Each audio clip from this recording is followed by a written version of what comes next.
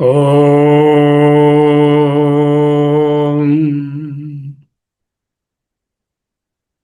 శ్రీ గురుభ్యో నమః.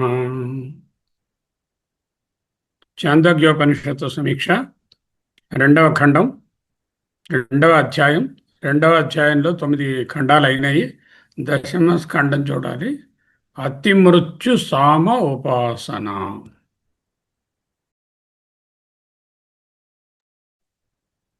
దేన్ని ఉపాసిస్తున్నాము? సామాన్య ఉపాసిస్తున్నాము. సామగానాన్ని ఉపాసిస్తున్నాము. అతి మృత్యు అంటే మృత్యువును దాటి. అంటే మృత్యు అంటే ఏమిటి? ఈ సంసారం, ఈ జగత్తు, కనపడుతున్న ప్రపంచాన్ని దాటి ఇంకా మీదకి వెళ్ళడానికి కావలసిన ఒక ఉపాసన వస్తుంది. ఆ ఉపాసనే అతి మృత్యు సామోపాసన.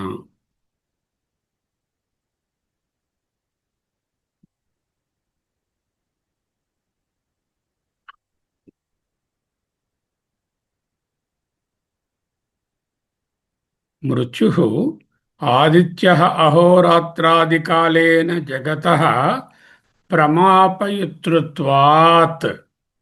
అంటే ఆదిత్యుడనే ఆయన, సూర్యుడు, అహము రాత్రి అనేటటువంటి కాలములచే, రాత్రింబగళ్ళు నెలలు మొదలైన కాలాలచే జగత్తును ప్రమాపయితృత్వ ప్రమాపయితృత్వాత్ అంటే లేకుండా చేస్తాడు కాబట్టి, తుడిచిపెట్టేస్తాడు కాబట్టి, తస్య అతనిని అతితరణాయ ఆదిత్యుని దాటడం, ఇదం సామోపాసనం, ఈ సామోపాసనము ఉపదిశ్యతే ఉపదేశించబడుతున్నది.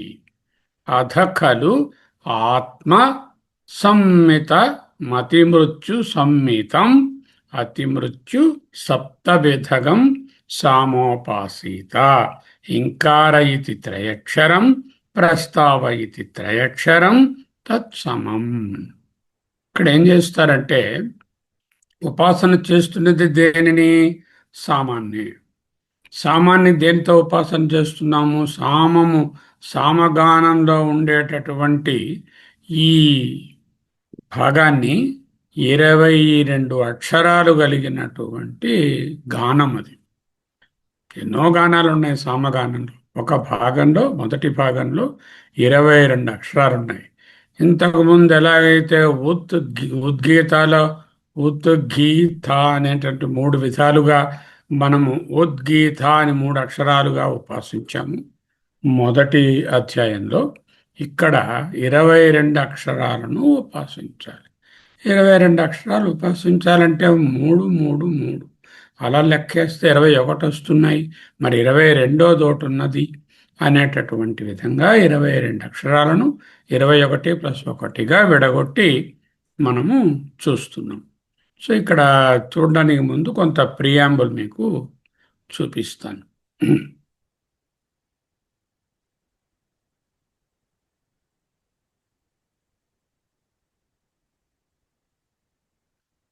చాంద్యోగ్యోపనిషత్తు 2:10. ఓకే, శ్లోకార్థ విశ్లేషణ ఏమిటి? అథ ఖలు ఆత్మసంమితం అతిమృత్యు సప్తవిధం సామ ఉపాసిత. అంటే ఆత్మ సంమితము, సంమితము, మితము అంటే కొలవడం, మితి, మితి అంటే కొలత, అమితి అంటే కొలత లేనిది, అప్రమేయం అని అర్థం. ఆత్మ సంమిత, ఆత్మతో సమానమైన, లేకపోతే 3 3 3 అనే విధంగా కోల్చుకుంటూ పోతున్నాం కాబట్టి, అంటే ఆత్మను ప్రమాణంగా చేసుకుని మృత్యువు కంటే అధికమైన జ్ఞాన రూపాన్ని అందించే విధంగా సప్తవిధ సామాన్ని 7గా డివైడ్ చేయాలి. రింకారం, ప్రస్తావము, ఉద్గీత, ప్రతిహారము, ఉపద్రవము, నిధనము అనేటటువంటివి ఇవి 7.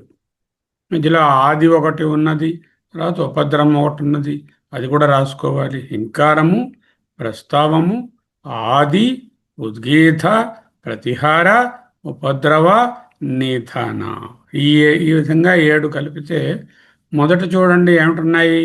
హింకార, ఇంకారం అంటే 3 అక్షరాలు. హింకార. తర్వాత ప్రస్తావహ, ప్రస్తావహ, అవి 3 అక్షరాలే. అంటే సమంగానే ఉన్నాయి అవి ఇవి కూడా. తర్వాత ఆది వస్తుంది. అంటే హింకారము, ప్రస్తావము, ఆది, ప్రతిహారము. ఆదిలో 2 అక్షరాలే ఉన్నాయి. ప్రతిహారంలో 4 ఉన్నాయి. 4+2 6. 2 తునకలుగా చేస్తే 3 3 అవుతాయి. ఆది ప్ర అని ఒక భాగంగాను, తిహారహ అని ఇంకో భాగంగాను సమంగా పరిగణించి ఉపాసించండి. అంటే 3 3 అక్షరాలు ఎందుకు చెప్తున్నారు అనే దాని తాలూకా ఇది విషయం చెప్తాను తర్వాత. ముందు 3 3గా తెలుసుకుందాం. ఏమిటి? హింకారః 3 అక్షరాలు, ప్రత్యావహ ప్రత్యా ప్రత్యావహ 3 అక్షరాలు, ఆదిప్ర మరో 3 అక్షరాలు, తిహారః మరో 3 అక్షరాలు. అంటే ఆది ప్రతిహార అనే ఆరింటిని 3 3గా విడగొట్టాం. తర్వాత ఉద్గీత, తర్వాత ఉపద్రవ. ఉపద్రవలో 4 ఉన్నాయి. ఆ వాని పక్కన పెడతాము. ఉద్గీత ఉపద్రవ అలా పెట్టుకున్నాము. ఆ 4 4 అక్షరాన్ని పక్కన పెడతాము. నిధనంలో మళ్ళీ 3 ఉన్నాయి. ఈ విధంగా చూస్తే ఆ వా అనే అక్షరం ఒకటి మిగిలిపోయింది. అంటే ఇక్కడి వరకు అన్నీ సమంగా ఉన్నప్పటికీ ఆ 4వ అక్షరం వా అనేది ఒకటి ఉండిపోయింది కాబట్టి దాన్ని 22వ అక్షరం అన్నారు. ఈ 22 అక్షరాల్లో 21 అక్షరాల వరకు ఉపాసిస్తే 21వ సంఖ్య గల వరకు ఉండే సంసారం. సంసారం అంటే ఆదిత్యుని సామ్రాజ్యం. ఆదిత్యుని సామ్రాజ్యం ఏమిటి? ఈ జగత్తే ఆదిత్యుడి సామ్రాజ్యం. ఆదిత్యుని సామ్రాజ్యమే కనపడుతున్నటువంటి ఈ జగత్తు. అంటే ఈ 21 అక్షరాలుగా మనము ఉపాసిస్తూ పోతే ఆదిత్యునే మళ్ళీ ఇక్కడ ఎవరిక్కడ మనకు ఆలంబన ఎవరు? ఆదిత్యుడే. ఆదిత్యునే ఆలంబనంగా చేసుకున్నాం. ఆలంబనం చేసుకుని మొదటి 3 అక్షరాలు సామోపాసనలో ఆదిత్యునిలో మొదటి భాగం అనుకున్నాం.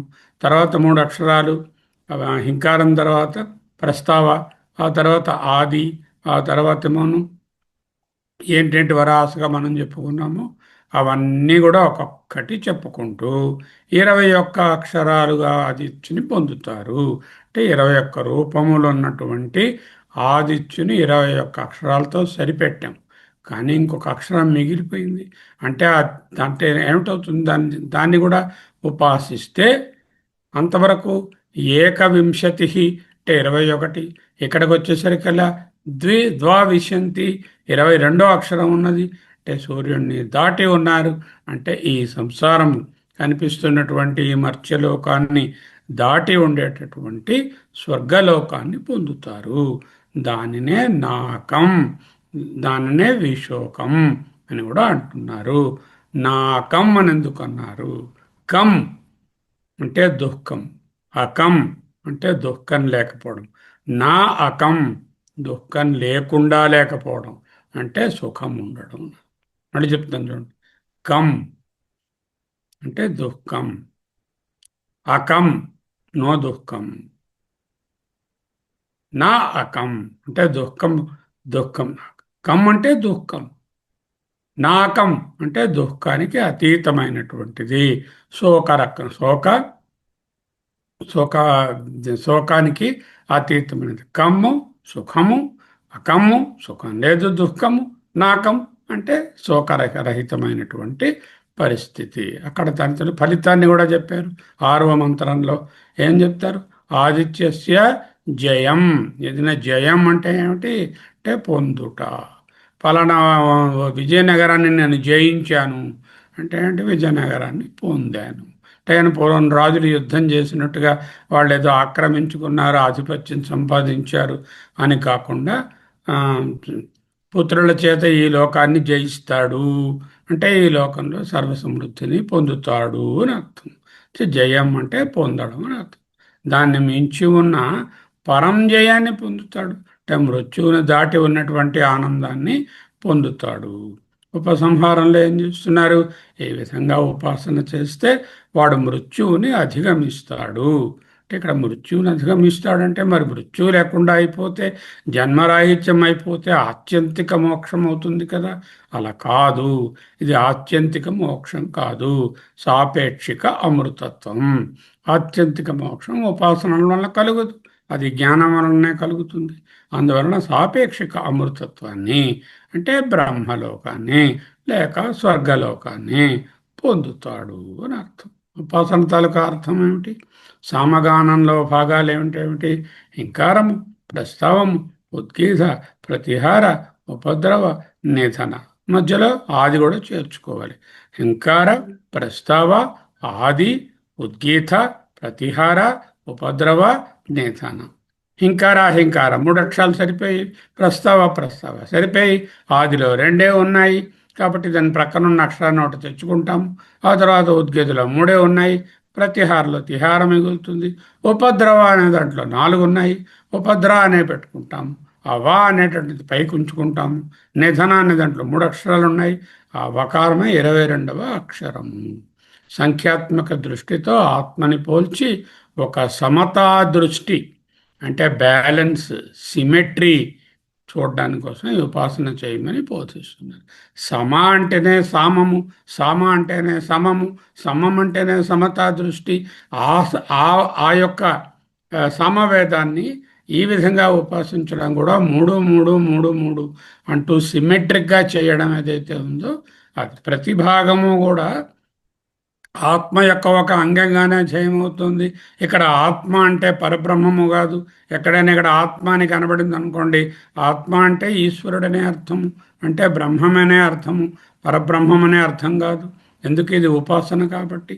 21 అక్షరాల సమ్మేళనము సూర్యుని యొక్క డొమైన్, విస్తృతి, ఆయన యొక్క ఈ సామ్రాజ్యం ఏదుందో ఆ 21 అక్షరాల సమ్మేళనం సూర్యుని విస్తృతిని సూచిస్తుంది. ఆ తరువాత 21వ అక్షరం పైన ఉపాసన చేస్తే ఆ పైన బ్రహ్మతత్వం అనేటటువంటిది ద్యోతకం అవుతుంది అంటూ కనిపిస్తుంది. ఇక్కడ సామోపాసన ఒక ప్రతీక ఉపాసన, అంటే సింబాలిక్ మెడిటేషన్. ఏమిటి symbol? Symbol is the Surya. And what is the upasana? Upasana is the Samaveda. And through that the Brahman, the Brahman. భౌతిక గానానికి రూపం ఇచ్చే అక్షరాలు ఒక్కొక్కటి సూర్యకిరణంగా భావించండి. 21 సూర్యకిరణాలు అనుకోండి. చివరి సమ్మిళితం 22వది, అది బ్రహ్మ తేజస్సు. ఈ విధంగా మనము అర్థం చేసుకోవచ్చు. ఆత్మ సంహితం అనేటటువంటిదే కీలకం. ఇక్కడ ఏంటున్నాయి సంఖ్యలు? 2ఉన్నవి కొన్ని ఉన్నాయి, 3ఉన్నవి ఎన్నో ఉన్నాయి, 2ఉన్నది ఒకటి ఉంది, 4ఉన్నది ఒకటి ఉంది. ఈ 2 4 ఉన్న వాటిని కూడా 3 చేసి అన్నిటినీ 21గా పెట్టుకుని 7 చేత భాగిస్తే 3 3 విభాగాలుగా వస్తే ఆఖరిలో ఉండేటటువంటి ఒక అక్షరమే ఆదిత్యుని దాటినటువంటి స్థితి. ఇక్కడ ఆదిత్య అనేది ప్రతిబింబం. దేనికి ప్రతిబింబం? ఈశ్వరుని యొక్క ఒక రూపము ఇక్కడ ఆదిత్యుడు. అయితే ఈశ్వరుడు ఎవరు? ఆ 21వ తత్వము ఈశ్వరుడు అంటూ మనం చెప్తున్నాము. ఈశ్వరుడన్నా అపరబ్రహ్మ అన్నా అదే అర్థం. ఏకవింశ అంటే ఆపేక్షిక సూర్యాధిక్యము, తరువాత ద్వావింశ అంటే బ్రహ్మాధిక్యం ఏర్పడుతుంది. ఉపాసనతో మృత్యువును దాటిన వాడు బ్రహ్మపదాన్ని చేరుతాడు. అది ఈ విధంగా చెప్తుంది. ఒక చార్ట్లా కూడా చూపిస్తాను, చూద్దురు కానీ మీరు.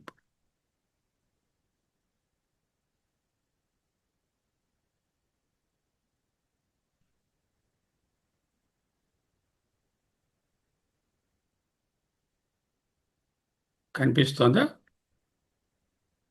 ఓకే, కనబడుతుందండి? కనిపిస్తుందండి. 7 టెక్స్చువల్ లేఅవుట్ ఆఫ్ ది ఉపాసన. ఈ ఉపాసన తాలూకా టెక్స్చువల్ లేఅవుట్ ఎలా ఉంటుందో మనం ఇక్కడ చూస్తే కనబడుతుంది మీకు క్లియర్గా. హింకార 3 సిలబల్స్, ప్రస్తావ 3 సిలబల్స్, ఆది 2 సిలబల్స్, ప్రతిహార 4, 4లో ఒకటి ఆది కలపాలి, ఉద్గీత 3, ఉపద్రవ 4, నిధన 3, టోటల్ 22 సిలబల్స్. అంటే 22 అక్షరాణి. కన్సెప్షువల్ మండల టెక్స్ట్ డయాగ్రామ్గా చూడాలంటే each part of the chant, hinkara, prastava, udgitha, is balanced by the syllabic count. ఒక్కొక్క సిలబల్ హ్రీం, కా, రా అనేది ఒక్కొక్క సిలబల్. ఆ సిలబిక్ కౌంట్తో బ్యాలెన్స్ చేయబడింది. బ్యాలెన్స్ అంటే ఏమిటి? ఈక్విలిబ్రియం. ఈక్విలిబ్రియం అంటే ఏమిటి? సమత. ఈ సమత అనేది కాస్మిక్ ఆర్డర్ చాలా సమానంగా ఉంది. 21 సిలబల్స్ విజువలైజ్ చేస్తే వీటిని ఆదిత్యుని యొక్క కిరణాలు అనుకోండి. మెడిటేటింగ్ అప్ టు 21 ఆదిత్య లోకాన్ని తెలుస్తుంది. 22ది ఆదిత్యుని ట్రాన్స్ చేసి విశోకమైన, శోకము లేని, నాకం అంటే దుఃఖం లేనటువంటి స్థితిని పొందుతాము. అసమ్మిత హోల్ ఉపాసన ఈజ్ మెషర్డ్. సంహిత అంటే మెషర్డ్. ఆత్మ సంహిత measured by, and finally it dissolves into the Brahman, and through the Brahman of course into the Parabrahman. ఆ ఉపాసన చేసి విశుద్ధ సత్వాన్ని పొందితే ఆ విశుద్ధ సత్వం ద్వారా ఆయన నిర్గుణ నిరాకార బ్రహ్మను కూడా పొందడానికి అధికారి అవుతాడు. Aditya is only a symbolic reflection of the self's light. 24 syllables ఇవే పూర్ణత్వాన్ని చూపిస్తున్నాయి.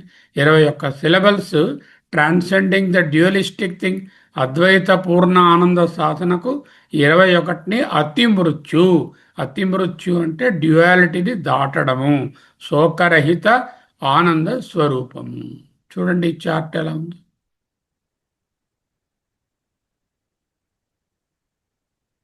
ఇంకార స్టార్టింగ్, ప్రస్తావ, ఆది, ప్రతిహార, ఉద్గీత, ఉపద్రవ అండ్ దెన్ నిధన. ఇక్కడ 3 అక్షరాలు, ఇక్కడ 3 అక్షరాలు, ఇక్కడ 2 ఉన్నాయి కాబట్టి ఇక్కడి నుంచి ఒకటి తెచ్చుకుంటాము. ఉద్గీత అనేటటువంటిది నెక్స్ట్ 3 ఉన్నాయి. మళ్ళీ ఉపద్రవ అని ఉంది. ఉపద్రవ అనే దాంట్లోనేమో 4 ఉన్నాయి. ఆ వా అనేది పక్కన పెట్టుకుంటాము. నిధన అంటాము. ఇదే 21 సిలబల్స్.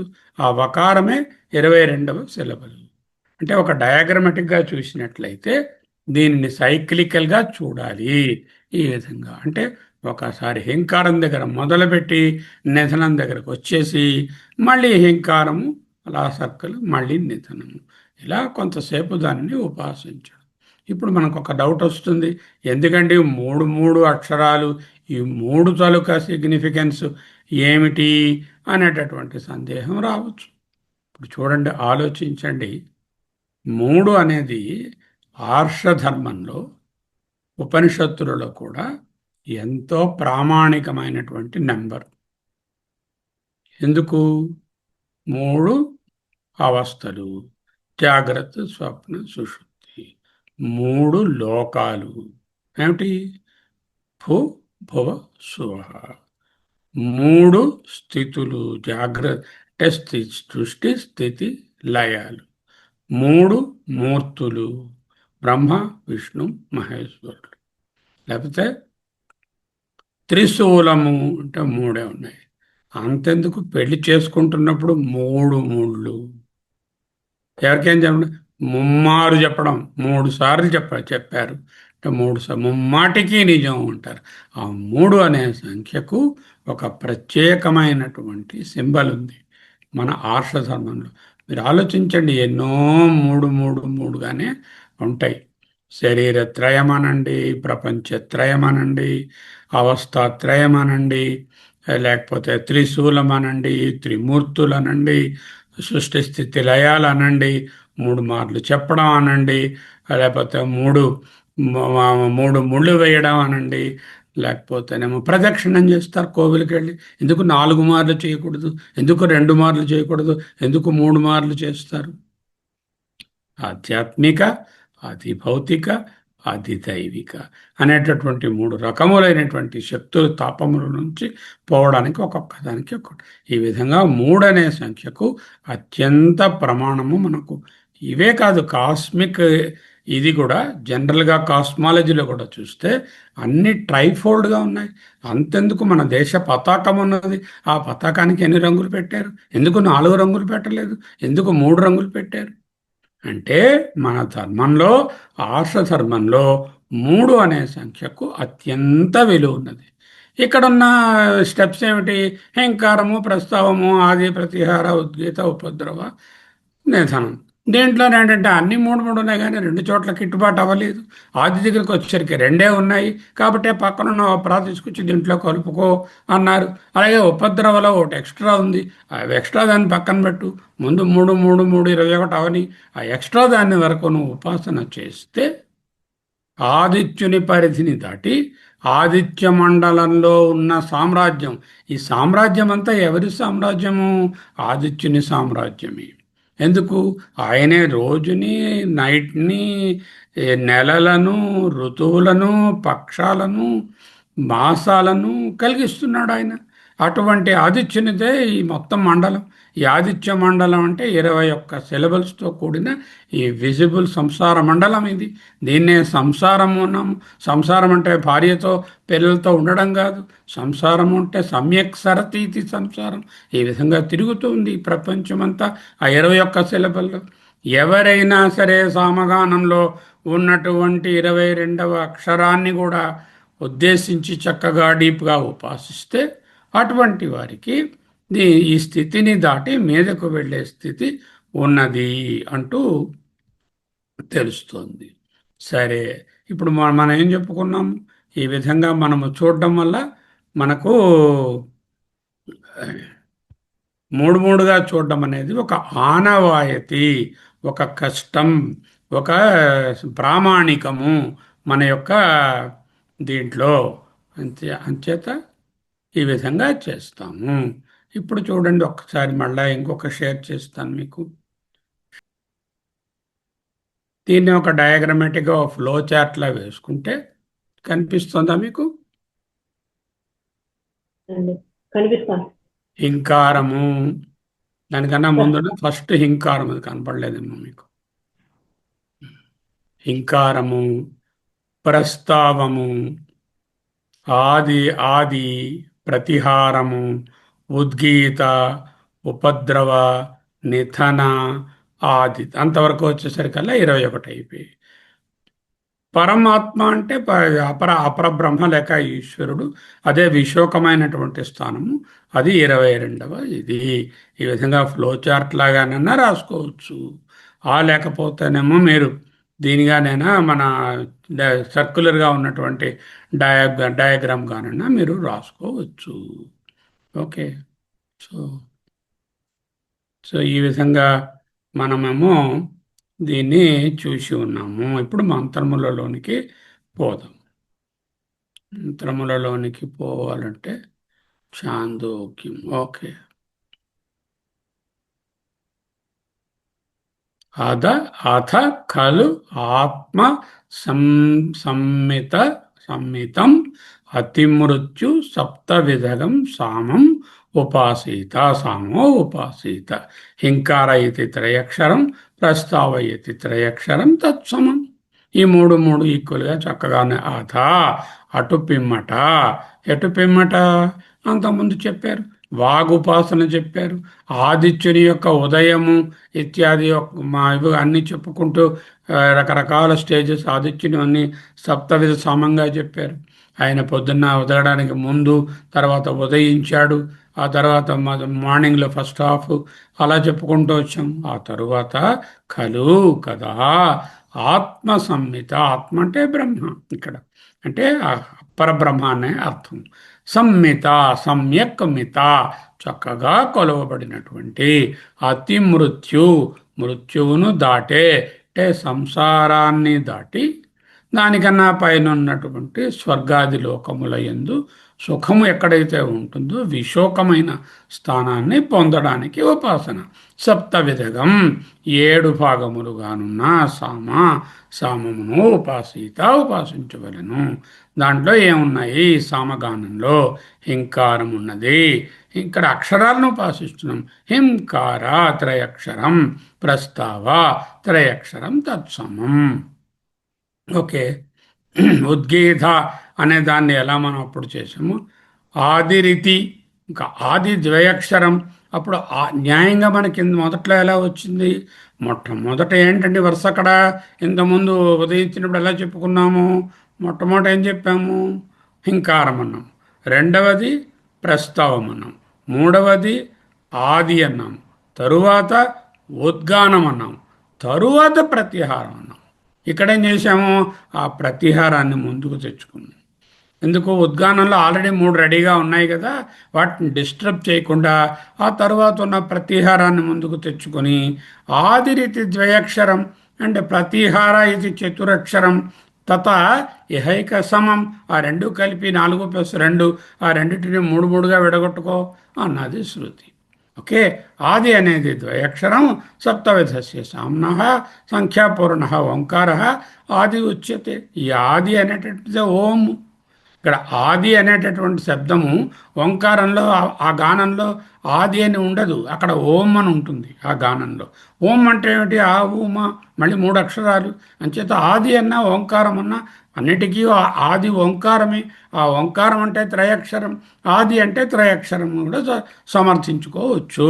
ప్రతిహార ఇది చతురక్షరం తత ఇహ ఏకం అక్షరం అవచ్ఛిద్య.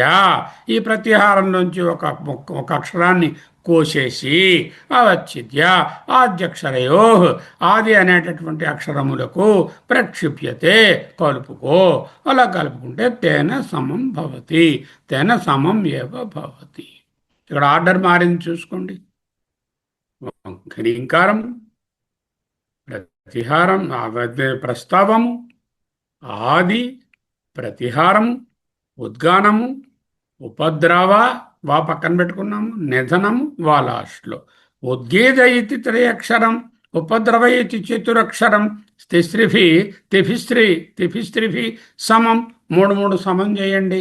భవత్ అక్షరం అవశిష్యతే, 3 సమంగా చేస్తే ఒక అక్షరం అవశిష్యతే ఉండిపోతుంది. ఓ అక్షరం, ఆ వా అనే అక్షరం ఉండని, దాన్ని ఏం చేయాలో చెప్తాం తరువాత. ఓకే, తరువాత తర్వాత ఏమిటి, నిధనమితి త్రయక్షరం తత్సమమేవ భవతి. నిధనంలో 3 అక్షరాలు ఉన్నాయి, ఆ 3 సమమే అయిపోయాయి. తర్వాత తానిహావా ఏతాని వింశతి అక్షరాన్ని 22 అయ్యాయి మొత్తము. అంచేత ఏకవిశంతి ఆదిత్యం ఆప్నోతి, 21 చేస్తే ఆదిత్యుని పొందుతాడు, ఆదిత్య సామ్రాజ్యాన్ని పొందుతాడు. అంటే ఈ సంసారంలో చక్కగా జీవనాన్ని వెళ్ళబుచ్చుతాడు. ఏకవింశో వా ఇది అసవో ఆదిత్యో ద్వావిషంగేన పరమాదిత్యాధ్యాయతే. ఆదిత్యము కంటే పరమును పొందుతాడు అంటే పరబ్రహ్మ అని అర్థం కాదు. ఆదిత్యుని కంటే పరము అంటే ఆదిత్యలోకాన్ని దాటినటువంటి స్వర్గలోకము లేక నాకలోకము. నాకము అంటారు, నాకం అంటే స్వర్గం. తన్నాకం యద్విశోకం, దాని పేరే నాకం, అక్కడ శోకం లేదు. నాకం అంటే కమ్ అంటే సుఖం, సుఖం అని ఉంది కదా మీకు. సుఖం అంటే ఆ సుఖం అనే దాంట్లో కమ్ అనేటటువంటి మాట సుఖం, చక్కటి సుఖం. సుఖం అకం అంటే సుఖం, అకం అంటే సుఖం లేకపోవడం అంటే దుఃఖం, నా అకం అంటే దుఃఖం లేకపోవడం అంటే మళ్ళీ సుఖం అనే ఆనందం అనే అర్థం. నాకం కం ఇది సుఖం, తస్య ప్రతిషేధ, దానిని గాని విరుద్ధమైన చేస్తే అకమవుతుంది. తత్ నభవతి, ఎక్కడ అకం లేదో అది నాకం అవుతుంది. అంచేత నాకవాసులు అంటే ఎక్కడైతే సుఖం ఉందో అది.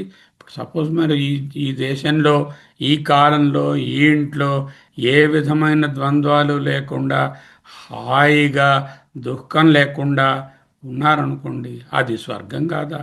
నాకం అంటే వేరే ఓ లోకము, అక్కడికి వెళ్ళాలని అర్థం. అంటే ఈ ఉపాసన మనస్ఫూర్తిగా చేస్తూ 21 అక్షరాలుగా రూపంగా ఉన్నదానిని దాటుకొని 22వ అక్షరంగా కూడా ఆ సామగానాన్ని అత్యంత ఆనందంగా ఉపాసన చేయగలిగితే ఆ స్వర్గం ఇక్కడికే దిగి వస్తుంది. స్వర్గం అంటే ఇక్కడి నుంచి దాటి ఎక్కడికో వెళ్ళిపోతాడు, అక్కడ ఎయిర్ క్రాఫ్ట్ మీద వెళ్ళి ఆ స్వర్గంలో వాళ్తాడు, అక్కడ కొన్నాళ్ళు ఉంటాడు, మళ్ళీ వెనక్కి వస్తాడు, ఏదో వీసా పుచ్చుకుని అన్నట్టు అర్థం చేసుకోవద్దు. నాకం కమ్య అంటే నా అకం ఇది అర్థ. అమృత్యు విషయత్వాత్, విశోకం చేతత్ అంటే విశోకం అంటే విగత శోకం అంటే ఏమిటి, గతశోకం అంటే ఏమిట్రా చెప్తున్నారు, మానసిక దుఃఖరహితం ఇత్యర్థ. ఏ విధమైన మానసిక దుఃఖాలు లేకుండా ఉండడమే నాకం. He himself writes, he never says, you go from here to somewhere, that is Swarga, there is no dukkha there, this is all dukkha here. It's not like that. మానస దుఃఖం ఎక్కడైతే లేదో అదే విగత శోకం, అదే నాకం. ఉక్తస్యేవ పిండితార్థం ఆహ. ఇప్పుడు చెప్పిన దాని తాలూకా సారాంశాన్ని ఆరో మంత్రం చెప్తుంది. ఆప్నోతి హా ఆదిత్యస్య జయం పరోహాదిత్య జయో ఆదిత్య జయో భవతి ఏ ఏతదేవం విద్వాన్ అంటే ఉపాసకుడు ఆత్మసంమితమతి మృత్యు సప్త విధగం సామం ఉపాస్తే సామోపాస్తే అంటే సామోపాస్తే అని 2 మార్లు చెప్పడము అది సమాప్తమైందని తెలిసింది. 21 వరకు అంటే 3 ఇంటూ 7 స్టెప్స్ వరకు. మళ్ళీ 7 స్టెప్స్ కూడా మనకు ఒక చాలా సింబల్ ఉంది. ప్రతిది సప్తపది, 7 అడుగులు వేయాలంటాము, 7 రోజులు వారంలోని. అలాగే ఎన్నో ఆ 7 సంఖ్యతో ముడిపడి ఉన్నాయి. ఆ 7 ఇంటూ 3 21 అంటే ఈ సంసారం. ఆ 22 అంటే 21ని దాటినటువంటి తత్వాన్ని ఎవరైతే ఉపాసన పూర్వకంగా చేస్తున్నారో వాళ్ళు ఆదిత్యుని దాటినటువంటి తత్వము అంటే మానసిక సుఖాన్ని పొందిన నా అకం అనే దాన్ని పొందుతారు అంటూ చెప్తున్నారు. జయో భవతి ఏం చెప్పారు? ఏకవింశతి సంఖ్యయా ఏకవింశతి సంఖ్యయా అంటే 21వ సంఖ్యతో ఆదిత్యస్య జయం ఆప్నోతి పరోహాస్య ఏవం విధ ఆదిత్య జయాత్ మృత్యుగోచరాత్ అంటే మృత్యుమయమైన అంటే ఈ విజిబుల్ లోకం. పరోజయో భవతి ద్వావింశత్యక్షర సంఖ్యయ 22వ అక్షరం వరకు వెళ్ళగలిగితే యహ ఏతద్యేవం విద్వాన్ ఈ విధముగా ఎవడైతే ముందు చెప్పినట్లుగానే ఉక్తార్థం ముందు చెప్పాం కదా, ఆ విధముగా ఎవడైతే ఉపాసించునో తస్య అతనికి ఏతద్ యథోక్తం ఫలం ఇతి. ఇక్కడ ఫలం అంటూ వేరే ఏం చెప్పలేదు. ఏమిటి ఆ ఫలం? ద్విహి అభ్యాస సప్తవిధస్య సామాప్యర్థ. 2 సార్లు సామోపాస్తే అనడం సప్తవిధ సామములు ముగిసినవి. ఇక మీద సప్తవిధ సామాలు చెప్పము, వేరే రకాలు వస్తాయి అంటూ చెప్పడానికి చెప్పారు. సో మీకు అర్థమైందా ఇంతవరకు? చెప్పండి. చెప్పమంటారు గురువు గారు? ఇది 20 అంటే ఇక్కడ సప్తవిధ సామం 21 అక్షరాలు. అయితే ఇక్కడ హీంకార 3 అక్షరాలు, ప్రస్తావ 3, ఆది 2, ప్రతిహారం 3, ఉద్గీత 3, ఉపద్రవ 4, నిధనం 3. ఇలాగ కాకుండా హీంకార 3 అక్షరాలయ్యి ప్రస్తావ 3, ఆది 2 అక్షరాలు ఉన్నప్పుడు ప్రతిహారం ఈ 4 అక్షరాలను 1 యాడ్ చేశారు ఇక్కడ. ఇలా అన్ని యాడ్ చేస్తూ ఉపద్రవ అదే 1 అక్షరం మిగిలిపోయింది. అంటే 7 × 3 21, ఆ 1 అక్షరం మిగిలింది. 21 అక్షరాలు ఆదిత్యను ఉపాసిస్తే ఏకవింశతి అయితే 22 ద్వావింశతి అక్షరాన్ని అయింది. ఇది 1 అక్షరం ఎందుకు అక్కడ మిగిలిపోయింది? అది పరమ ఆత్మ విశోక అంటారు అక్కడ. ఇక్కడ ఆదిత్యస్య జయం పొందడు. దీనివల్ల 21 ఉపాసనలు 21 అక్షరాలు ఉపాసన చేయడం, ఆదిత్యుని పొందడం అంటే మృత్యువుని దాటడం.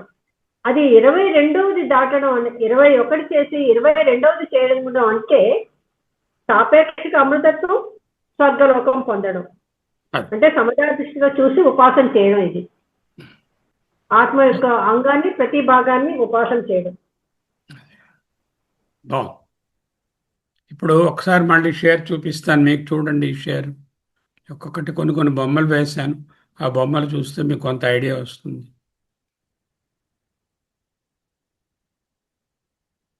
కనిపిస్తుందా?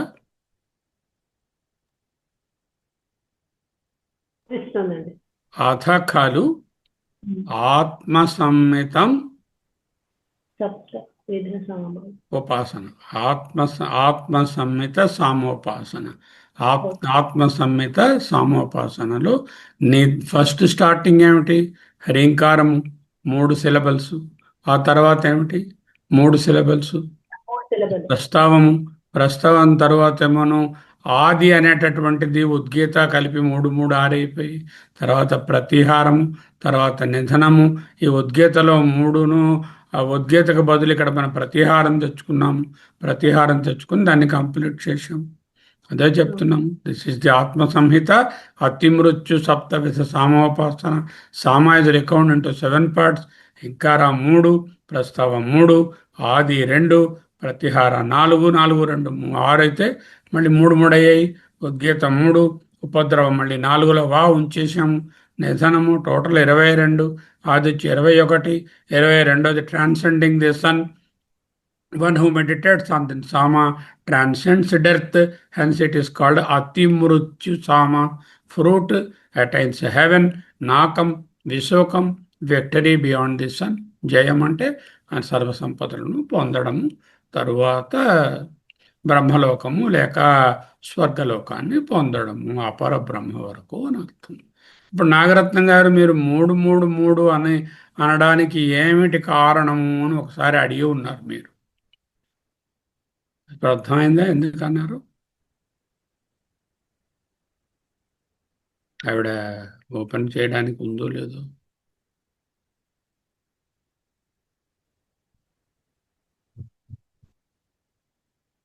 ఆవిడ్ని ఓపెన్ చేయడానికి కోహోస్ట్ చేద్దాం. ఇప్పుడు కనిపిస్తోంది కదా? కనిపిస్తుంది సార్. ఓపెన్ అయింది. నమస్తే సార్. అదే 3 3 అనడానికి కారణం ఆర్షధర్మంలో 3 3గా విభజించి చూడడం ఎన్నో విషయాల్లో మనం చూస్తున్నాం. ప్రత్యేకత ఉందని చెప్పారు. అవును, చాలా వాటికి. ఇక్కడ కూడా సామంలో ఉన్న 22 అక్షరాలని 3 3గా విభాగించుకుంటూ ఒక్కొక్క అక్షరం మీద ఇది ఆదిత్యుని యొక్క ఒక కిరణం, మొదటి కిరణము, ఇది 2వ కిరణము, ఇది 3వ కిరణము అనుకుంటూ పోతే 8వ అక్షరం మిగిలింది. 8వ అక్షరంలో 3 ఉన్నాయా, 1 ఉందా? 8వ అక్షరం అంటే ఒకటే ఉంది, కానీ దాని మళ్ళీ అక్షరహ అన్నారు. అంటే అక్షర అని 3 అక్షరాలలో ఉన్నాయి. 21కి 3 కలిపితే మళ్ళీ 24 అయింది. 24 అయింది. అవేమి 24 గంటలు. కాలచక్రం మళ్ళీ రోజుకి 21 వరకు వచ్చారు, 1 మిగిలిపోయింది. దాన్ని 24 చేయాలంటే అందులో ఒక అక్షరం అండి, లేదా అక్షరం అండి, అక్షర అండి అంటే 3 అండి, అంటే 8 × 3 24 వచ్చినట్టుగా అయింది. అలా మార్చారు. బాగుంది సార్. ఆ విధంగా ఇప్పుడు చూడండి, 3 ముళ్ళు వేయండి, 3 మార్లు ప్రదక్షిణ చేయండి, మూవన్న జెండా 3 మార్లు చెప్పండి, త్రిలోకాలు, త్రిమూర్తులు, తర్వాత ఏమోనో త్రిశక్తులు 3, లక్ష్మీ సరస్వతి, త్రిశూలము, ఏమిటి చెప్పండి, సృష్టి స్థితి లయాలు, లేకపోతే 3 శరీరాలు, 3 అవస్థలు, లేకపోతే విశ్వతేజస ప్రాజ్ఞులు, ఇలా ఏమి చెప్పినా 3 3 3 అనే చెప్తున్నాం మనం ప్రతిదిని. అలాగే ఈ సామాన్ని ఉపాసించినప్పుడు కూడా 7 స్టెప్స్ చేయాలి. ఇది సప్తవిధ సామ. ఈ ఉన్నటువంటి అక్షరాలను చూస్తే 21 కనబడ్డాయి. 21ని 7 ముక్కలు చేయాలి. 7 ముక్కలు చేయాలంటే కొన్ని 2 ఉన్నాయి, కొన్ని 4 ఉన్నాయి. అడ్జస్ట్ చేసుకోవాలి. చేసుకుని ఏమిటంటే ఇప్పుడు చెప్పండి, ఇంకార, ప్రస్తావ, ఆది ప్లస్ ప్రా, ఆది అదే ఆలోచన కలుపుకోవాలి. ఆది ప్లస్ అక్కడ ప్రస్తారాన్ని ఇక్కడ తెచ్చేసుకోవాలి. ఉద్గీతాన్ని పక్కకు పంపించాం. అక్కడ ప్రహారం సాధారణంగా ఎలా ఉంది, ఆ తర్వాత ఉద్గీత తర్వాత ప్రస్తారం కదా. ఉద్గీతని పక్కన పెట్టి ముందు ముందు ప్రస్తారం తెచ్చుకొని ఉద్గీతలోంచి ఒక ఊ లాగి లేము, అప్పుడు గీత అనే దానికి అర్థం ఉండదు. అంచేతంటే అక్కడ ఆల్రెడీ 3 ఉన్నది, అలా ఉండని 4 ఉన్నదాన్ని తెచ్చుకుని ఒక అక్షరం దీనికి తీసుకో, దాన్ని కోసేసి దీనికి అతుకు అని రాశారు ఆయన. ప్రతిహారంలో ప్రా అనే అక్షరాన్ని కోసి ఆది అక్షరానికి అతుక్కో అని రాశారు. ప్రతిహారము అక్కడ ఉద్గీత అక్కడ పెట్టి గీత, ఉపద్రవము, నిధనం. ఉపద్రవంలో మళ్ళీ 4 వచ్చాయి, ఒక అక్షరం పక్కన పెట్టు అన్నారు. అది వా అనేది ఒక అక్షరమైనది అక్షరము కదరా, అందులో ఉంటున్నాయి అన్నారు.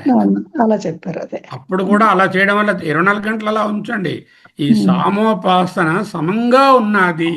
సమత్వమే సామము, సమత్వంటే బ్రహ్మ. ఈ ఉపాసించడమే సామోపాసన. ఈ సామోపాసనే బ్రహ్మము, సమత్వమే బ్రహ్మము అని మనం చెప్పుకుంటున్నాం కదా. అర్థమైంది ఆ సార్. ఈక్విలిబ్రియం మెయింటైన్ చేయడానికి ఆ 8వ అక్షరాన్ని కూడా 3 అక్షరాలుగానే భావించు. అక్షర అని భావించు. బాగుంది సార్. అది అర్థమైంది. అర్థమైంది సార్. అర్థమైపోయిందా? అర్థమైంది. ఓకే. అవును sir. We will go to the next upasana, which is the Gayatri upasana. కదా, గాయత్రి. ఓకే, మళ్ళీ షేర్ చేస్తాను చూడండి. ఆ నోట్స్ షేర్ చేస్తాను. I have prepared some notes this time. This time onwards I will prepare the notes so that it becomes easier for you to see. Okay. మనోహింకారో వాక్ ప్రస్తావః చక్షుః ఉద్గీధా శ్రోత్రం ప్రతిహారః ప్రాణో నిధనం. అయితే వచ్చాయి, రెండు ఎగిరిపోయాయి. ఏమిటి ఎగిరిపోయాయి? ఆది ఇప్పుడు లేదు, మళ్ళీనేమో ఇంతకుముందు చెప్పిన ఉపద్రవము లేవు. అంటే సప్తవిధ సామములు అయిపోయాయి. సప్తవిధ సామోపాస అంటే తీసి చెప్పేశారు కాబట్టి సప్తవిధ సామలు అయిపోయాయి కాబట్టి మళ్ళా 5కే వచ్చాం. 5 ఏమిటి చెప్పండి కమల గారు? 5 ఉన్నాయి, 7 లేవు, ఇప్పుడు 5 ఉన్నాయి. ఏమిటేమిటి 5? ఇప్పుడు హీంకారము, ప్రస్తావము, ఉద్గీత, ప్రతిహారము, నిధనమే. నిధనం అంటే ఇప్పుడు మనం దేన్ని చేస్తున్నాము? గాయత్రి చేస్తున్నాం. అంటే మనం మాట్లాడుతున్నటువంటి గాయత్రి మంత్రముకి దీనికి ఏదైనా సంబంధం ఉన్నదా? లేదు. అది వేరే, ఇది వేరే. ఓం భూర్భువస్సహ అనే మంత్రము ఈ గాయత్రి ఇక్కడ చెప్తున్న ఉపాసన ఒకటి కాదు. దీని పేరు పెట్టారు, గాయత్రి అని పెట్టారు. గానము వలన రక్షిస్తుంది కాబట్టి గాయత్రి. సామగానము వలన రక్షణ వస్తుంది కాబట్టి త్ర అంటే రక్షణ. గాయత్రి గాన త్రాయతే ఇది గాయత్రి. వాట్ ఈస్ దట్ గాన? సామగాన. అగైన్ సామోపాసనే. ఈ సామోపాసన ఇప్పుడు ఎక్కడుంది? ఇది మన ఆధ్యాత్మ ఉపాసన. అంటే ఇన్ ద బాడీ ఏమిటంటున్నాయి? మనస్సు ఉంది, వాక్ ఉంది, చక్షు ఉంది, శ్రోత్రం ఉంది, ప్రాణం ఉంది. మనలో అంటే మనస్సు అదే హ్రీంకారము. ఎందుకు మనస్సు హ్రీంకారము? ఏదైనా ఒక విషయాన్ని మొట్టమొదట చెయ్యాలి అనుకునే సంకల్పం ఎక్కడ కలుగుతుందండి? ఎక్కడ కలుగుతుంది? మనస్సులో కనబడుతుంది. కాబట్టి అదే మొట్టమొదటిది అయి ఉంటుంది. అంటే సామంలో మొదటి భాగమైన హ్రీంకారాన్ని నా మనస్సును నేను తలుచుకుంటున్నప్పుడల్లా ఆహా, ఇది సామ యొక్క హ్రీంకారము కదా, సామ అంటే సమము కదా, సమం అంటే బ్రహ్మము కదా అంటూ ఉపాసించుకోడు. మనస్సు హ్రీంకారము. The preliminary intonation in the saman, the preliminary intention in the mind. Intonation అంటే టోనేషన్, టోన్ రావడానికి ముందు వచ్చేటటువంటిది హ్రీంకారం అంటున్నాము. ఆ మొట్టమొదటి వచ్చే ఇంటోనేషన్ సామన్లోని. ఇక్కడ ఆ ఇంటెన్షన్, ఆ సంకల్పం అనేదే మనసు లేక హ్రీంకారము. మనోహింకారో. రెండవది వాక్ ప్రస్తావ. వాక్ అంటే the opening part of the chant is called the prastava. మనకు ముందు తెలుసు హ్రీంకారము, ప్రస్తావము. అంటే ఇంత స్పీచ్లో చూసినప్పుడు కూడా మనం చూసాము, ప్రస్తావము అని చెప్పుకున్నాం. అక్కడ ప్రస్తావం అంటే opening part of the speech or chant. ఇప్పుడు ఏదైనా మనసులో అనుకున్నాము, అది ఏం చేస్తాము? ఫస్ట్ దాన్ని చెప్పడానికి ప్రయత్నిస్తాం. మనసులో అనుకున్నది అంటే వాక్ second step. So in my indriyas the first thing that happens is the manas. ఆ మనసులో జరుగుతుంది. జరిగినటువంటిది వెంటనే మనం వెళ్ళి పరిగెట్టి కాళ్ళతో పరిగెట్టి తీసుకుంటామో, ఫలానాది కావాలి అనేటటువంటిది వ్యక్తం చేస్తాము. ఆ వ్యక్తం చేసేదే వాక్. ఆ వాక్కే ప్రస్తావము. అదే opening part of the chant. అదే చాంటే స్పీచ్ అని చెప్తున్నాం. ఆ తర్వాత ఏంటైంది? ఏ వస్తువు గురించి మనం మాట్లాడాము ఆ వస్తువు, ఆ మనిషి, ఆ అనుభవం వైపు కనులు వెళతాయి. కనులు వెళ్ళడమే ఉద్గానము. That is called the principal part. Next important ఇంద్రియ ఏమిటి? సర్వేంద్రియాణం నయనం ప్రధానం అని చెప్పుకుంటున్నాం. అటువంటి చక్షుహే అక్కడ ఉద్గానం అనేటటువంటిది, ఉద్గీత అనేటటువంటిది చాలా ఇంపార్టెంట్. కాబట్టి చక్షు ఉద్గానము ఒకటే చెప్పారు. ఉద్గానం అంటే ఏమిటి? ఓమే ఉద్గానం అక్కడే ఉండదు. ఓం అని మొదలు పెడతారు దీర్ఘంగా పెద్దగా, అదే ఉద్గానం. ఓంకారమే ఉద్గానం. ఓంలోనే మళ్ళీ మూడు అక్షరాలు ఉన్నాయి, ఆ ఉమా అనేవి. ఇందక్కడ దానికి అదొకటి కూడా చెప్పుకోవచ్చు. మూడు మూడు నండంలో కూడా ఆ ఓం అనే అక్షరం సర్వ శబ్దరూపమైన ఓంకారమే మూడు మాత్రలుగా ఉన్నది. సో అదే ఇక్కడ ఉద్గీత అంటే ఓంకారము, లేక the principal part of that chant. A chant? సామా chant. That must be equal to the I. So whenever I think, okay, మనస్సు, మనస్సు, మనస్సు, నా మనస్సు సంకల్పాలకు మొదలు. ఇక్కడ హ్రీంకారం అనేది సమగానానికి మొదలు. ఈ మనసే ఆ హ్రీంకారము, ఈ మనసే ఆ హ్రీంకారము, మనసే హ్రీంకారం. నెక్స్ట్, నేను ఏదైనా చేయాలంటే మొట్టమొదటగా నా విషయాన్ని ఎక్స్ప్రెస్ చేస్తాను. దాన్నే వాక్. ఈ వాక్, వాక్, ఈ వాక్ శక్తియే అక్కడ ఉన్నటువంటి సామగానాన్ని ఆరంభించేటటువంటి ప్రస్తావము. రెండవది అదే speech. Now I'm looking for the thing which I want. I'm using my ఇంద్రియ, చక్షురింద్రియ, which is the most powerful and important of the five, and that must be the Omkara or the Om chant of the Samagana. Then equate that. Then after you said something, then you listen, and that is called the Pratihara. Then you use Srotra. So the response is the antiphonal part. ఓం అన్న తర్వాత అది మళ్ళీ మనకు ఆ సమగానం చేస్తున్నప్పుడు అది వినబడుతుంది. ఎవడది వాళ్ళకే వినబడుతుంది కదా. ఆ వినబడమే ప్రతిహారము. లేకపోతే మామూలుగా మనం మాట్లాడినప్పుడు వస్తువుని చూచాము, వస్తువు గురించి మాట్లాడాము, వస్తువుని చూచాము, చూచి ఏదో ఒకటి అన్నాము, అన్నది అన్న తర్వాత దానికి ఒక ప్రతిహారం, రిఫ్లెక్షన్ వచ్చింది. అదే దాని చెవితో గ్రహిస్తాం. శబ్దగ్రాహకం అది శ్రోత్రము. తరువాత ఇవన్నీ ఎక్కడ లయమవుతున్నాయి? ఇంద్రియాలన్నీ కూడా మనస్సు, వాక్కు, చక్షుషు, శ్రోత్రం.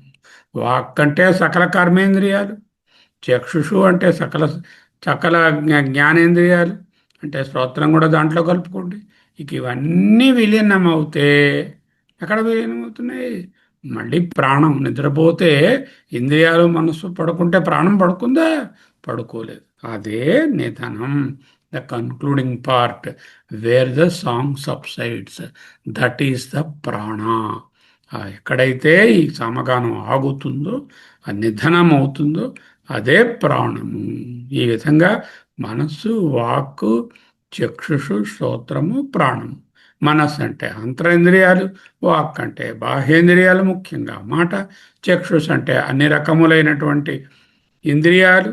ప్రతిహారం అంటే the response for the indriya activity, which is the symbolized here by the shrotra or the chevi. That is the pratihara. Now ఉపాసన ఏమిటి? సామగానమే. ఎన్ని పార్ట్స్ ఉన్నాయి? 5 ఉన్నాయి. ఏమిటి 5? ప్రస్తావము, ఉద్గీత, ప్రతిహారము. హింకారంతో స్టార్ట్ అయ్యి హింకారము, ప్రస్తావము, ఉద్గీత, ప్రతిహారము, నిధనము. సరే, ఇప్పుడు నా శరీరంలో ఉండేటటువంటి అవయవాలను దేన్ని ఈక్వేట్ చేస్తున్నాను? మనసుని హ్రీంకారంతోనూ, ఎందుకంటే అది మొట్టమొదటి సంకల్పం అక్కడే అవుతుంది. వాక్కుని ప్రస్తావంతోనూ, ఏదైనా మొదట మాట్లాడి అడుగుతాను, తర్వాత చూస్తాను, అదే చక్షుస్ని ఉద్గీతతోనూ. తర్వాత ఉద్గీత చాలా ఇంపార్టెంట్, ఉద్గానం. అదే ఇక్కడ చక్షుస్ చాలా ఇంపార్టెంట్. శ్రోత్రం అంటే రిఫ్లెక్షన్, మళ్ళీ తీసుకుంటాము, అడిగిన దానికి ఏం చెప్పారో జవాబు గ్రహిస్తాము, అది ప్రతిహారం. ఇవన్నీ హాయిగా రెస్ట్ తీసుకోవడం. ప్రాణం మట్టుకు యాక్టివ్గా ఉంటుంది. ప్రాణంలోనే ఇవన్నీ కలుస్తాయి. Thus the whole Sama chant is mapped into psychological or psychophysical organism. Psychophysical organism. Upanishad declares this is the Gayatri woven into life breath. అంటే ప్రాణంలో ఈ గాయత్రి ఎండ్ అవుతుంది. ఈ గాయత్రి ఏంటంటే మనను రక్షించేటటువంటి ఈ లైఫ్ ఫోర్సెస్ ఈ గాయత్రి. టు స ఏవం ఏతత్ గాయత్రం ప్రాణేషు ప్రోతం వేద. సహా ఎవడైతే ఏవం ఈ ఏతద్గాయత్రం ఈ విధముగా గాయత్రిని ప్రాణేషు ప్రాణము ఇత్యాదుల యందు అంటే ఎక్కడి నుంచి షు అని ఉంది అంటే సప్తమి విభక్తి ప్రాణముల యందు ప్రాణం ఎక్కడ స్టార్ట్ అయింది మనస్సు వాక్ శ్రోత్రము చక్షు ప్రాణేషు ప్రోతం అంటే గుర్చబడి ఉన్నదో వేద తెలుసుకుంటాడో ప్రాణీ భవతి ప్రాణమును కలిగి ఉన్నవాడు అవుతాడు ప్రాణాన్ని కలిగి ఉండడం అంటే అందరూ ప్రాణంతోనే ఉన్నాం కదా అంటే అత్యధికమైనటువంటి vibrant active life he will get ప్రాణీ భవతి means becomes truly active and vibrant with prana ఎంతోమంది జీవిస్తూ ఉంటారు మనం పేషెంట్స్ని కొందరు చూస్తాం పేరుకి ప్రాణంతో ఉన్నారు వాళ్ళు లైవ్లీగా లేరు వైబ్రెంట్గా లేరు ఈ ఉపాసన చేసిన వాడు very active very lively very చూడండి ఒక ఆయన వచ్చారు అబ్బా ఎంత లైవ్లీగా మాట్లాడతారండి ఎంత వైబ్రెంట్గా ఉంటుంది ఆయన చూస్తేనే ఒక వైబ్రేషన్ అండి అని అంటారు కదా మీరు అదే ఆ ప్రాణీ భవతి సర్వం ఆయుర్ ఏతి అంటే ఫుల్ స్పాన్ ఆఫ్ లైఫ్ అది అతనికి సంచి ప్రకారంగా ఎంత ఉన్నదో అపమృత్యుపాలు కాకుండా పూర్తి జీవితాన్ని అనుభవించడానికి అవకాశం వస్తుంది జోగ్ జీవతి అంటే వెలుగుతో తెలిసి జోక్ అంటే వెలుగుతో స్పార్క్తో lives long and a shining life it is not how many years to add to the life it is how much life you add to the years అన్నారు అంటే ఎన్ని సంవత్సరాలు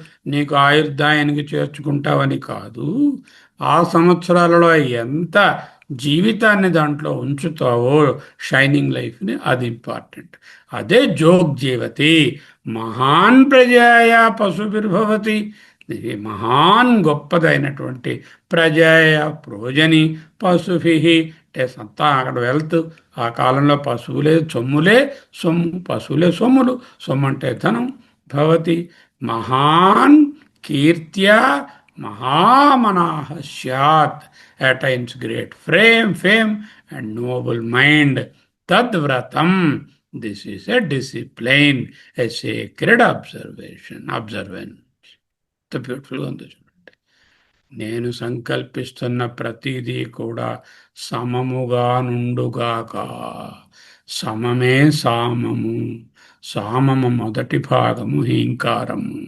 ఈ హీంకారం నాకు సమత్వాన్ని బోధిస్తుంది మనసు సమముగా ఆలోచించుగాక సమమైన సంకల్పములనే చేయుగాక నెక్స్ట్ చేసిన సంకల్పములు వాక్కుతో మాట్లాడినది సమముగా నుండుగాక ఏ విధమైన అనీవెన్నెస్ గుచ్చినట్టుగాను టాంజెన్షియల్గాను ఎసెంట్రిక్గాను అసభ్యంగాను తర్వాత అన్సివిలైజ్డ్గాను తర్వాత లేకపోతే అసందర్భంగాను ఉండకుండా ఉండుగాక ఉపాసన వాక్కునే ఉపాసిస్తున్నారు వాక్కునే ఆలంబనం చేసుకుని సామలో ఉన్నటువంటి ప్రస్తావాన్ని పిలుచుకుని ఆరంభం చేసుకుంటున్నాను ఈ వాక్కుతో వాక్కు సమం తర్వాత చక్షు చూచేది సమముగా నుండుగాక సమదృష్టి కలిగి ఉంటాను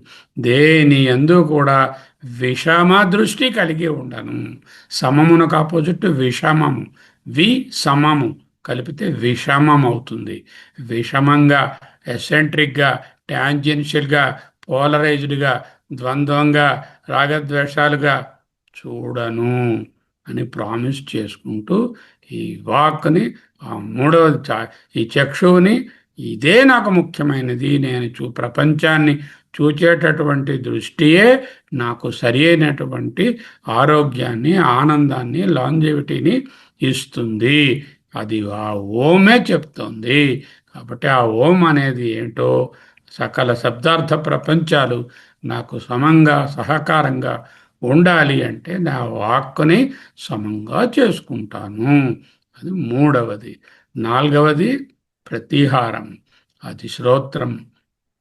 నేను వినేది సమమైనటువంటి విషయాలనే వింటాను, అసమమైన విషయాలను వినను. ఎసెంట్రిక్గా ఉండే టాక్ నాకు వద్దు.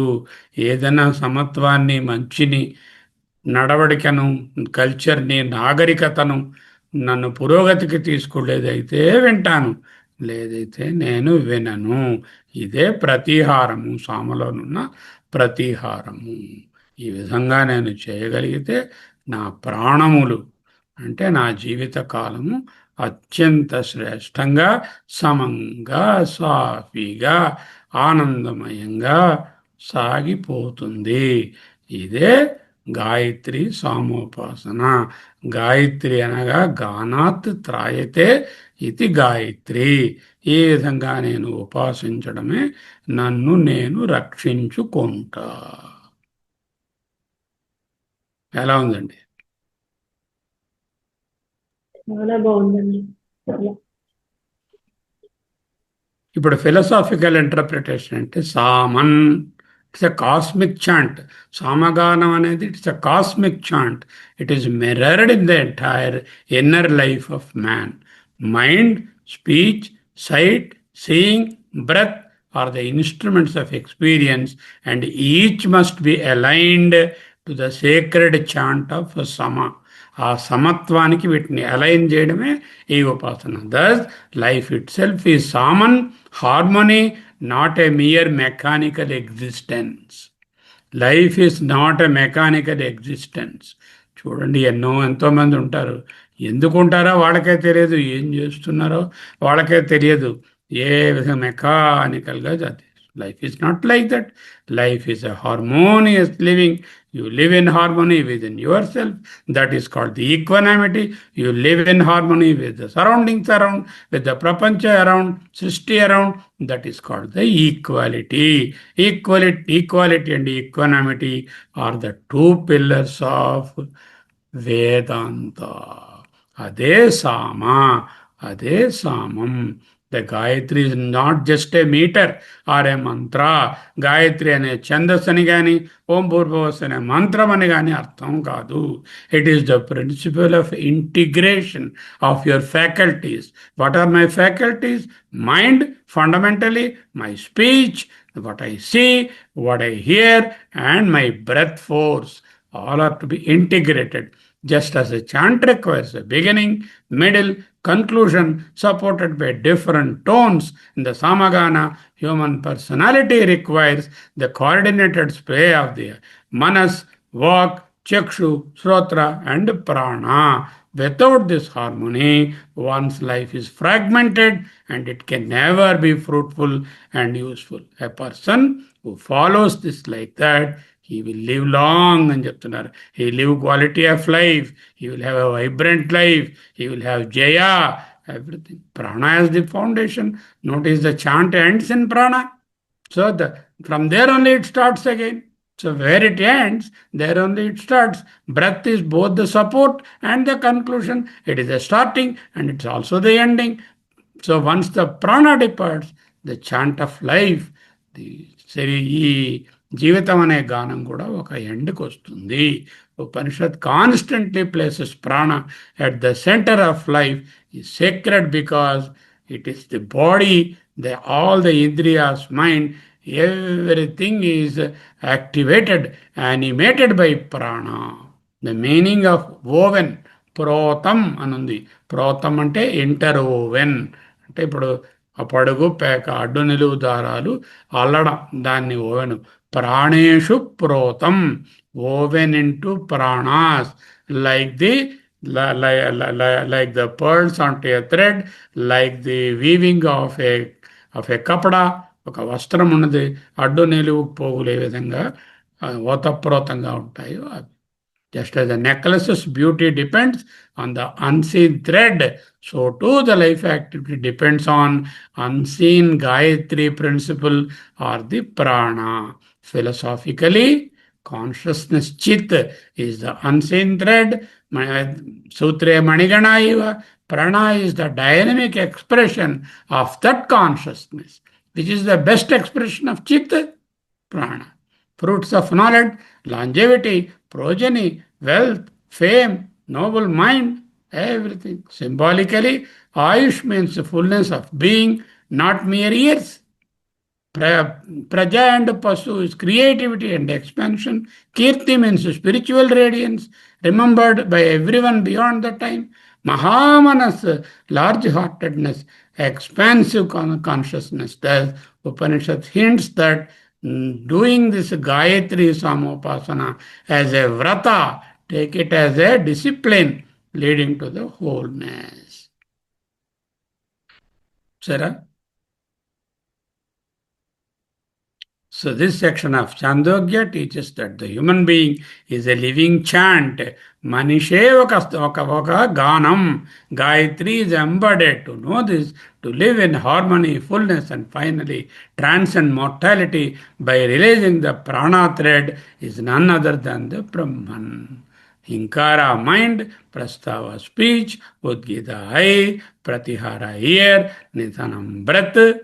So converge into Gayatri Oven Prana. Stepwise meditation Jailkundi. Begin with awareness of life as a sacred chant. My life is not random. It is sacred. It is samam. It is saman. It is a divine song and unfolding harmony. Then the hinkara. Observe the arising of the thought in the mind. Whisper inwardly. The beginning tone of the chant is the mind. And let thought settle into single vibration. Then prastava, the speech,